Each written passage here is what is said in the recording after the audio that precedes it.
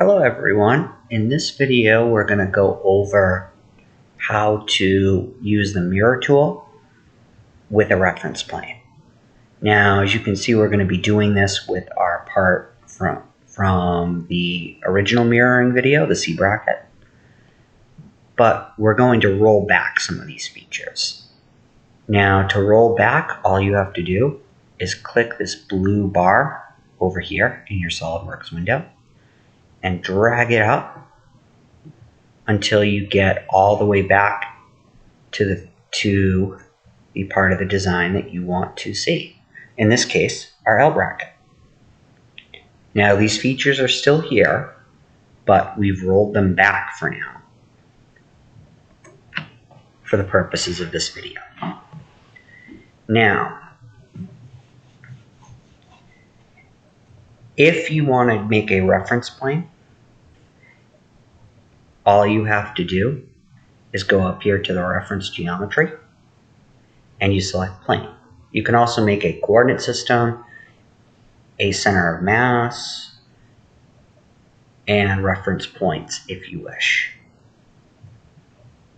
So what we're going to do is click plane, and our reference for this plane is going to be this face right here.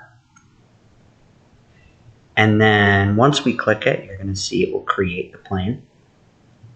Now we are going to click flip offset, and then we are going to change this dimension. For this video, we want to have the plane about halfway, which is approximately 75 millimeters. Give or take. Once you specify the distance, you can click save and it will be saved. Now I did say we were going to use this reference plane along with our mirror tool that we learned about a few videos ago. So what we're going to do is select the entity that we want to mirror, in this case only boss extrude 2, and we are going to click mirror,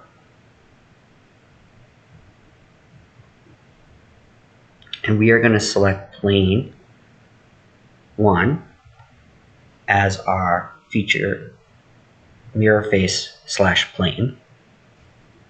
And now all we have to do is select it, and it will mirror the entity and create the full C bracket.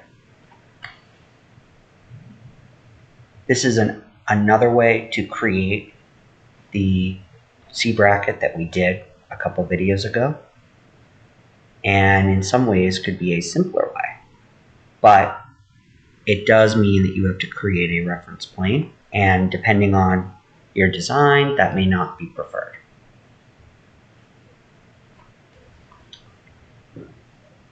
And that is it for this video. In our next video, we're going to be going into SolidWorks assemblies.